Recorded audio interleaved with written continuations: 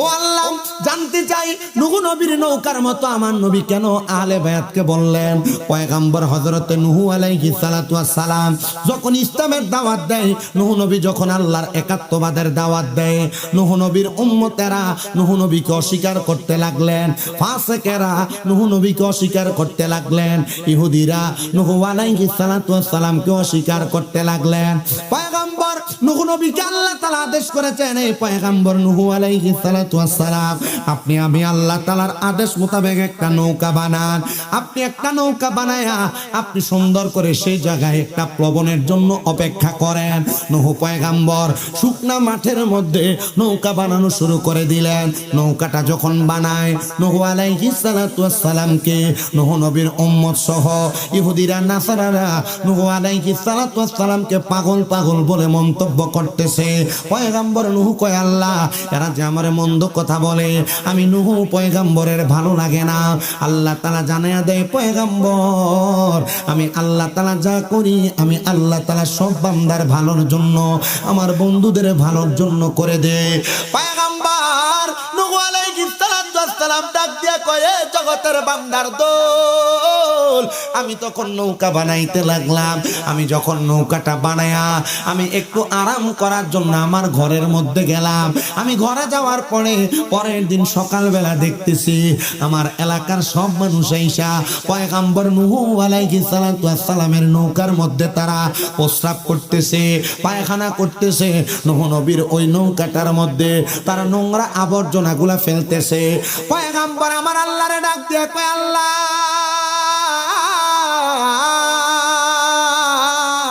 ও আল্লাহ গো, এত কষ্ট করে নৌকাটা বানাইলাম, আপনি বলেছেন আপনি আল্লাহ তাআলা ভূমিধস দিয়া, আপনি আল্লাহ তাআলা প্লাবন দিয়া আমি নূহ নবীর উম্মতদেরকে একটা শাস্তি প্রদান করবেন, কিন্তু তারা তো আমি নূহ পয়গম্বরের নৌকাতে প্রস্রাব পায়খানা করে। কি করে? প্রস্রাব পায়খানা। পয়গম্বর নূহ আলাইহিস সালাতু ওয়াস সালাম উনি আল্লাহর দরবারে 2 রাকাত নামাজ আদায় করছে। নামাজ আদায় করে আল্লাহ তাআলার কাছে যখন কান্না করে আল্লাহ তাআলা ধৈর্যের কথা শোনায়া দিলেন, পয়গম্বর ধৈর্য ধারণ করলেন। নূহ নবীর জামানায় একজন বৃদ্ধ মহিলা, তিনার 2 জন ছোট ছোট নাতি, যা ডাক দিয়ে বলতেছেন, এ দাদিমা, আমাদের এলাকার যত মানুষ আছে সবাই নূহ পয়গম্বরের নৌকাতে প্রস্রাব পায়খানা করেছে, শুধু আপনি ছাড়া। বুড়া মানুষ, মহিলা মানুষ ডাক দিয়া কয়, নাতি, সবাই যেহেতু করেছে আমি কেন বাদ থাকবো, চল আমরা যে নূহ নবীর নৌকাতে প্রস্রাব পায়খানা করে আসি। নাতি 2 জন হাতের মধ্যে লাঠি বর্তনে ধরে ওই মহিলাকে নিয়ে গেছে নূহ আলাইহিস সালাতু ওয়াস সালামের নৌকার মধ্যে প্রস্রাব পায়খানা করার জন্য। মহিলা নূহ আলাইহিস সালাতু ওয়াস সালামের নৌকার মধ্যে যখন প্রস্রাব পায়খানা করে, এমন টাইমে ওই নৌকার মধ্যে মহিলাটা পল্টি খেয়ে যখন পড়ে গেছে, মহিলাটার পুরাটা শরীরের মধ্যে কুষ্ঠ রোগে আক্রান্ত ছিল। কেউ কেউ বলেন বৃদ্ধ হওয়ার কারণে শরীরের চামড়াগুলা ঝুলে ঝুলে গেছেন। ওই মহিলাটা নূহ নবীর নৌকা থেকে যখন উঠলেন, নাতিরা বলে আমরা তাকে দেখলাম আমার দাদি মায়ের শরীরের মধ্যে কোনো নোংরা নাই, কোনো কুষ্ঠ রোগ নাই, আমার দাদি মায়ের শরীরটার মধ্যে কোনো অবস্থা চামড়া ফাটা বাটা নাই, আমার দাদি মায়ের শরীরটা একবারে যুবতীর মতো হয়ে গেছে। আমি প্রশ্ন করলাম কারণ কি? বলে নূহ নবীর নৌকাতে পড়ার কারণে আমার এই জায়গার মধ্যে শরীরে নোংরা ময়লা আবর্জনা গুণা লাগার কারণে আল্লাহ তাআলা আমার রোগটাকে শেফা দান করে আমার বৃদ্ধা বয়স্কতা দূর করে দিয়েছেন। যখন দূর করে দিছে, পুরা এলাকার মধ্যে এলান জারি হয়ে গেছে। নূহ নবীর নৌকাতে পড়ার কারণে, নূহ পয়গম্বরের নৌকার মধ্যে থাকার কারণে, এই নৌকার মধ্যে ময়লাগুলা গায়ে লাগার কারণে কুষ্ঠ রোগী ভালো হয়ে গেছে। এবার এলাকার সব রোগীরা আইসা নূহ নবীর নৌকা থেকে ময়লা নিয়ে নিয়ে তাদের রোগ আক্রান্ত জায়গায় লাগায়, আর লাগাইতে দেরি তাদের রোগ ভালো হতে আর দেরি নাই। পয়গম্বরের নৌকাতে প্রস্রাব পায়খানা করার কারণে পয়গম্বরের মনে বড় কষ্ট। আল্লাহ তাআলা দত্তের বাণী শোনায়া পয়গম্বরকে ঘোষণা করেছেন ধৈর্য ধারণ করেন, তাদেরকে দিয়ে তাদের জিনিস পরিষ্কার করানো হবে। নূহ নবীর নৌকাটার থেকে ময়লা আবর্জনা গুলা নিয়ে যার যেখানে সমস্যা সেখানে লাগায় রূপ ভালো হয়ে যায়। এমন ভাবে নৌকাটারে ধৌত করতে করতে তারা বড় পরিষ্কার সুন্দর করে ফেলেছে। পয়গম্বর নূহ আলাইহিস সালাতু ওয়াস সালামকে আমার আল্লাহ তাআলা আদেশ দিয়া ডাক দিয়া কয়, পয়গম্বর এ নূহ আলাইহিস সালাতু ওয়াস সালাম, আপনি আপনার উম্মতদেরকে এলান করে দেন, আর আপনার এরিয়াতে যত ইহুদি আছে তাদেরকে এলান করে দেন। বলে কিসের এলান?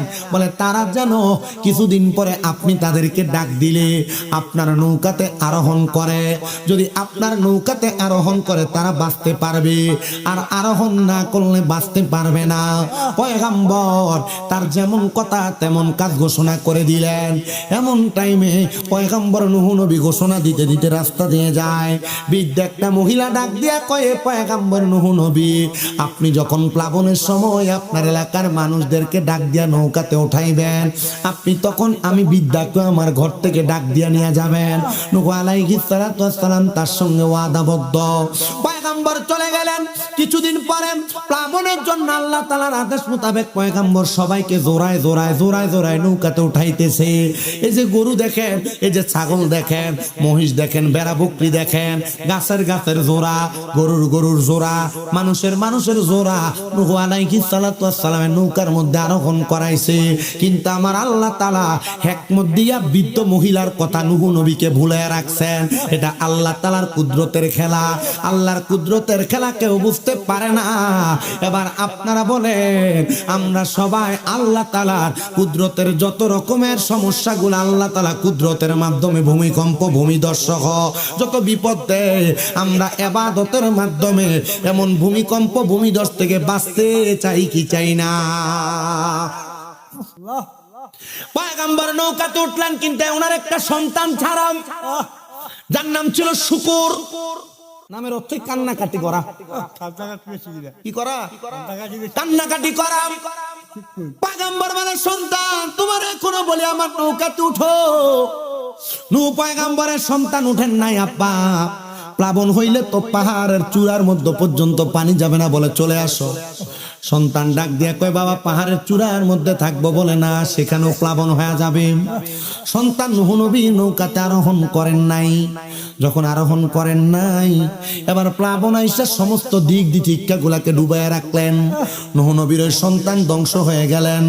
পয়গম্বর নূহ আলাইহিস সালাতু ওয়াস সালাম একটানা 40 থেকে 41 দিন পর্যন্ত ওই নৌকাটা পানির মধ্যে ঘূর্ণি পাক খায়া নূহ পয়গম্বরের নৌকাটা থামলেন। পয়গম্বর জোড়ায় জোড়ায় মানুষগুলাকে নামাইলেন। নূহ পয়গম্বরের উম্মত ছিল মাত্র 80 জন। কয়জন? 80 জন উম্মত। পুরুষ মানুষ 40 জন, মহিলা মানুষ 40। নূহ পয়গম্বরের সবাইকে যখন নামাইয়া দিলেন, পয়গম্বর নামাজ সাথে সাথে নামাজ পড়লেন 2 রাকাত। 2 রাকাত নামাজ আদায় করার পরে নূহ আলাইহিস সালাতু ওয়াস সালাম এবার উনি সালাম ফিরানোর পরে ওনার দেমাগে আসলো, মনে হইল মহিলা তো আমার বলছিল তারে আমি নিয়ে যাওয়ার জন্য, আমি তো তারে নিতে পারি নাই, কিন্তু যারা আমার নৌকাতে উঠছে তারা বাইসা গেছে, যারা আমার নৌকাতে ওঠে নাই বাঁচে নাই, এবং কি নূহ নবীর সন্তানও বাঁচে নাই। নূহ নবী বলেন, আমি আবার দৌড়ে ওই মহিলার ঘরের সামনে গেলাম, দেখলাম মহিলার ঘরের দরজা বন্ধ। আমি সালাম প্রদান করলাম। সালাম প্রদান করার সাথে সাথে ঘরের দরজা খুলে গেল। আমি প্রশ্ন করলাম, কে গো আপনি? বলে, আমি ওই মহিলা যাই, তোমাকে বলছিলাম আমাকে তোমার নৌকাতে উঠানোর জন্য। নূহ পয়গম্বর, তোমার প্লাবনের সময় কি হয়ে গেছে? নূহ নবী কয়, প্লাবন যে 41 দিন পর্যন্ত হইল, মহিলা ছিল কোথায়? আপনারা যখন আমি বলেছিলাম আমারে আপনি আপনার নৌকাতে উঠায়েন, আমি তখন ঘরে প্রবেশ করে নামাজের নিয়ত করছিলাম 2 রাকাত।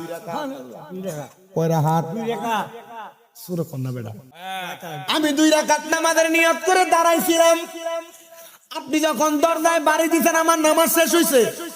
ওহিন দিয়া প্লাবন হয়েছিল কতদিন? 40-41 দিন। বইলা ঘরে ঢুকে নামাজের নিয়ত করছি, আর আমি নামাজ শেষ করছি, আপনার আওয়াজ পাইলাম।